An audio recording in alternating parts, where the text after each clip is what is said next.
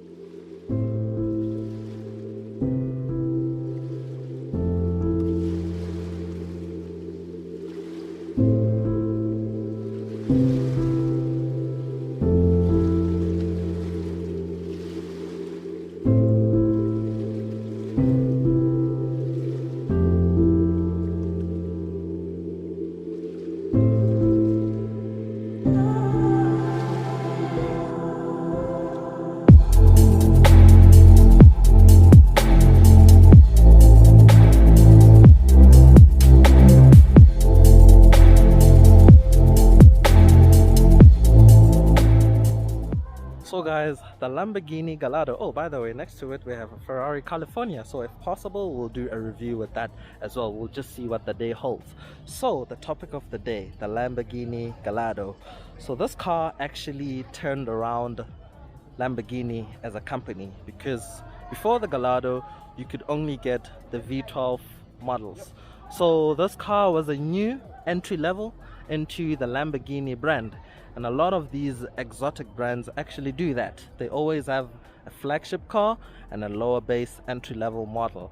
And this was the game changer for Lamborghini, because it opened a whole new pathway for the brand. It was very popular in the early 2000s with music artists and so on. Everyone was singing about a Gallardo. I remember the song Smack That by Ikson featuring Eminem. There was a white Gallardo in that music video, and at the time I think I was in the 4th grade and I was actually obsessed with these things. So finally a dream come true after what, about 11 years later. Who could have thought? So let's look at this specific Gallardo. So this car actually has an aftermarket bumper. As you can see, the front bumper is aftermarket. It's not the standard one. Like I mentioned before, this is the first generation Gallardo. So early models came out in about 2004, 2005. So this is one of them. This is a 2008 Spider. So the exterior of the car is very subtle, but it's distinctively Lamborghini. When you look at it, it's outright Lamborghini. So first things first, I love these lines on the hood. If you also check on the flagship V12s, you'll see the same shape to the hood lines or bonnet lines, especially on the Murcielago. So they look similar to this. This was a Lamborghini design feature at the time. Very slim headlights. Before I could distinguish between the Murcielago and the Gallardo, I used to be confused by the front. At the time I was very young and I couldn't differentiate between the two. But what helped me is that I noticed on the Gallardos, the headlights are slim. On the Murcielagos, the headlights are quite wide.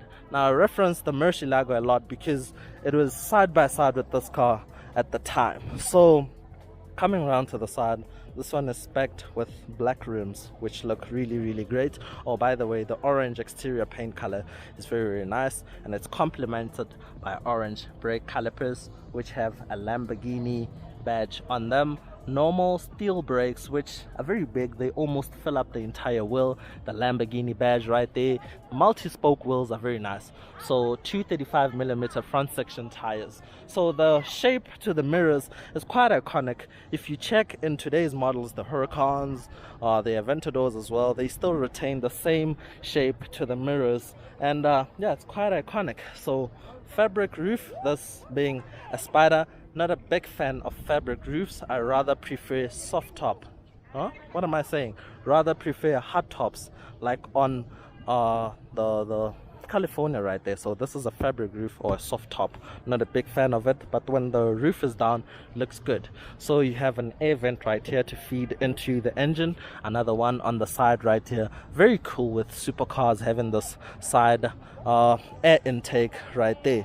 So rear tires, again, I don't know the size of the rims. Could try and look up quickly. 19, so 19-inch rims, both front and rear. So again, you have the black with the orange calipers. So coming around to the rear, you have these slats, ventilation right here to extract all that heat from the V10, and a sort of wing going on, because right here actually there's an airway for air to pass through here, and it's released somewhere back here. Aerodynamic feature, downforce, and all of that. So you have all these vents right here to let out all that heat from the V10. So quad tailpipes, which are really huge, and a sort of rear diffuser going on. So overall, the exterior design is very nice. So first gen tail lights. So on the facelift, the tail lights look quite different and more modern. But those being like what, a 10-year-old car, somewhere there, still looks cool. Still a Gallardo, still a Lamborghini. So let's just check out the interior. So guys, before we jump in the car, just thought I should show you the key. This is what the key looks like. Often mocked a lot for being a VW key, but nonetheless it has a Lamborghini badge around the back. So lock and unlock right here. So we're just gonna quickly hit unlock. These door handles are quite nice, so just open the door quickly.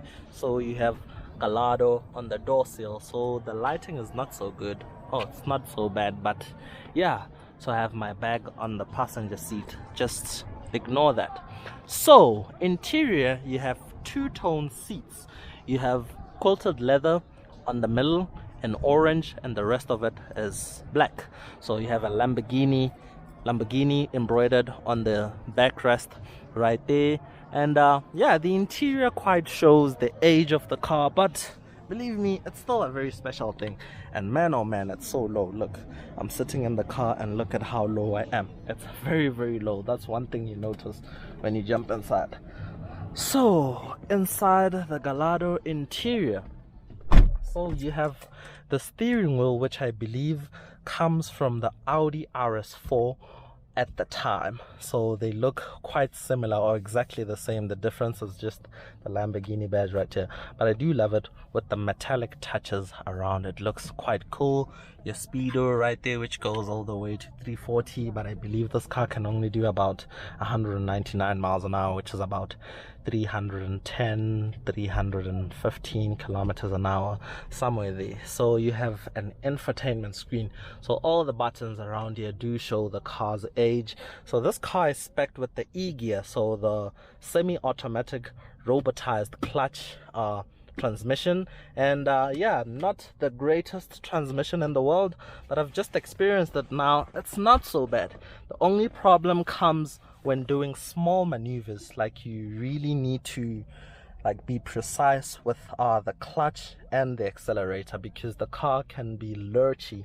But other than that, when driving, it's actually quite good. What I noticed is that, remember before we jumped in here, the driver's seat is two-tone, just look at that. But I noticed the passenger seat is all black. Why? I have no idea. But you have leather everywhere, even on the back right here, the dashboard. And yeah, currently people taking pictures. Rent a Lambo have the cars on display here at Times Square Casino. Is it Times Square? in Man Lane. I could be wrong, but yeah, we're at a casino right now. So traditional handbrake right there, and yeah, that's pretty much it. Not a lot going on. So you have lock and unlock on the door, an audio system, of course, air conditioning, and that's pretty much it. Sean told me this car is spec'd with a nose lift, of which I believe you operate somewhere here. But other than that, that's pretty much it with the Gallardo interior. Let me just focus on driving. I'm just gonna take it slowly. Go to the left. Just gonna take it slowly. But so far so good. Sitting inside here, the shape of the windscreen is quite, like, it's really low. But I'm not a tall person, so I can easily, Slow for that one. I can easily see from outside of it.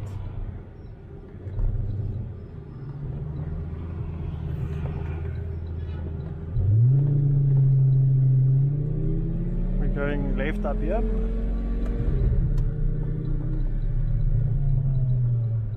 And the brake pedal is also quite heavy, like it needs a lot of pressure to it. I think one of the reasons it's my first time driving, like, basically an exotic car. And remember, this is actually like a really old car, so It's not that old. no, I'm talking like in terms of like the transmission, you know, with this generation of Lamborghini being a single clutch, you know, it's often criticized a lot with the transmission. But I don't know, up to speed, maybe it gets quite better. The trick with a single clutch, once you go onto the higher speeds, once you change gears up, you just let off the petrol, The just pedal. a bit, yeah, Oh, just a yeah. petrol pedal, just a bit. Change gears back on petrol, you don't have that jerk That motion jerk motion. I going felt it into a the little next bit gear. right Yeah. there. Okay, let's try it now. Okay, actually. So there's a trick to it. There's a trick to it, and I've often seen a lot of people talk about it. But yeah, you just have to be so careful with everything around you, because remember, this is a quite valuable car. But man, the steering The wheel robot, is we're going to the right, huh? right. Yes.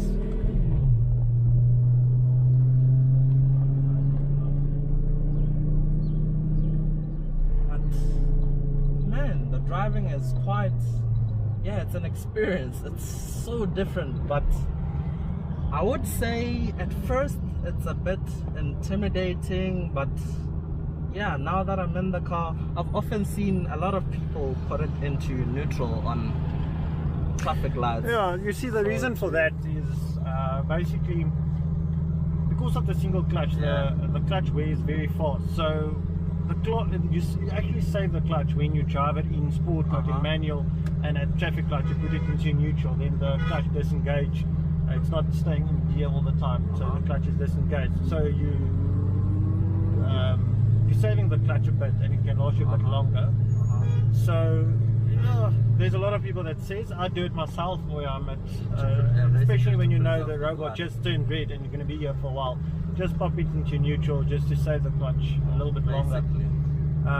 But at stop street you don't have to. If you know the robot's going green anytime in the next couple of seconds, then you can put it up back into also gear as well. Getting it to roll, because when you let off the brake, it doesn't just roll itself. You have to add a bit of accelerator.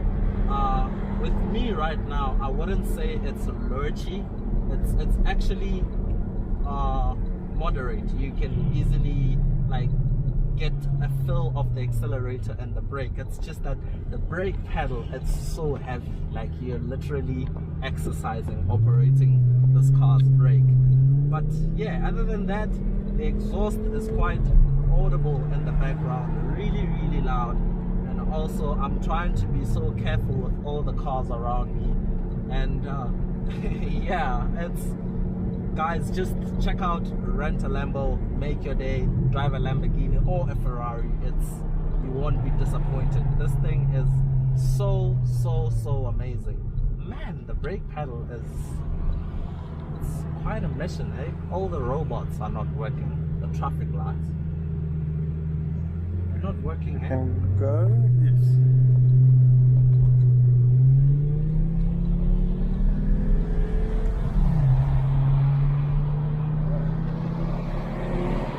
Oh, by the way, as well, we haven't spoken about the engine. So this being the first generation, is the 5-liter naturally aspirated V10, pushing about 520 horsepower and about 370 Newton meters of torque. So all-wheel drive, as most Lamborghinis have been, but yeah, 6-speed, right? 6-speed e-gear transmission. So basically a robotized manual transmission, basically. But yeah, I think this is not a car to enjoy in the city center. You just need to be on a nice back road to actually enjoy it. Are we going right? Yeah, we're going onto the highway. Okay. Gonna open up a bit. But yeah, so far I've been driving for like what? A good 5 to 10 minutes, and I can say that I'm getting a hang of the car, but I think first time driving this sort of the car, the Gallardo, the Aventador, the Huracan, I believe is much easier with the dual clutch transmission. Just take some time to take it easy, learn the car, and from there just don't try to immediately push it. Just get to terms with everything, and after that, that's when you can sort of push it. But now I would say I'm more confident to drive the car. At first I needed to wrap my head around the moment, because I think this is actually my first supercar that I'm driving. First supercar. But yeah, I think we can close the windows for some noise.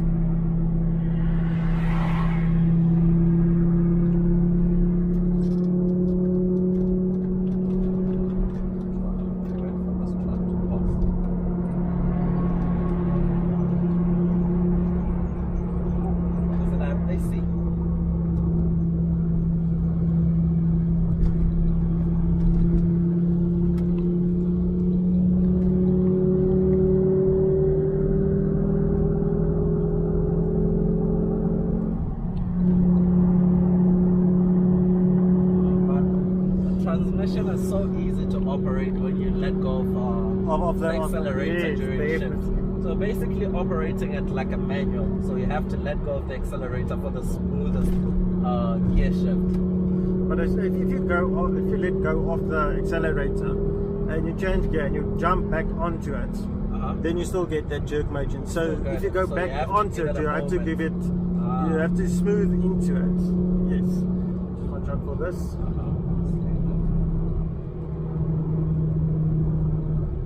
Once we pass this, we can go a bit faster, then we can.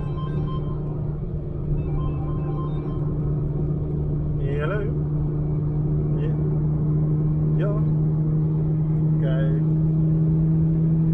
Okay, that's right. Bye. Okay. Let's push it. Down gear. Down gear. Go. Oh my word. Okay, now it's pulling. Oh my word.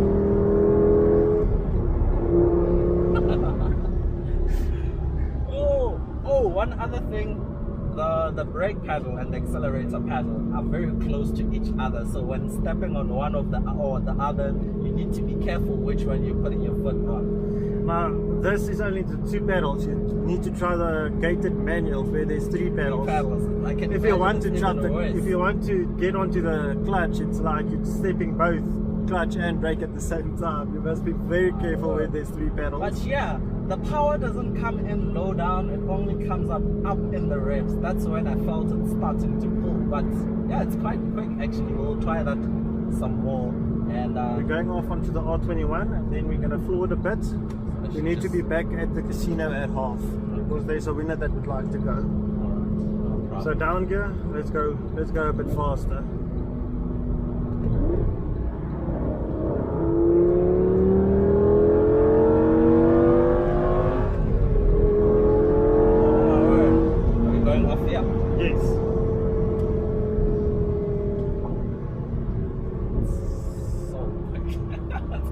quite quick. So which way are we taking on the fork? Just keep all the way left. Just left, okay. Oh my word. Hello. Big curve coming up. But man, okay. Gallardo is actually quite fun to drive. Really nice. The experience, the transmission is not as bad as most people make it out to be. It's actually manageable. Once you learn the trick behind it, it's actually, yeah. And look, I've been driving for about 15 minutes now and I've already gotten up to grips with the car. But to be honest with you, actually, there's a lot of rumors and stories that's going around with single clutch transmission Gallardos, and that's my own personal opinion now. Don't keep me to it. My opinion, your opinion can differ as well. But what I've learned with driving these cars, living with these cars for a time now, the single clutch actually works so good in these cars that it gives a soul to this car. It gives you the emotion, especially when you get it out on the open road. Then it's actually very good. You can actually enjoy it. And what I love about the Gallardo, it's still that naturally aspirated V10 sound. There's no pops or cracks or anything on it, so you can also enjoy the tone sounds quite different to the Huracan V10. Definitely. This is more of a high pitch. It's more of a high pitch. Definitely. Which is really nice. So we're going off on the Malpius off-ramp.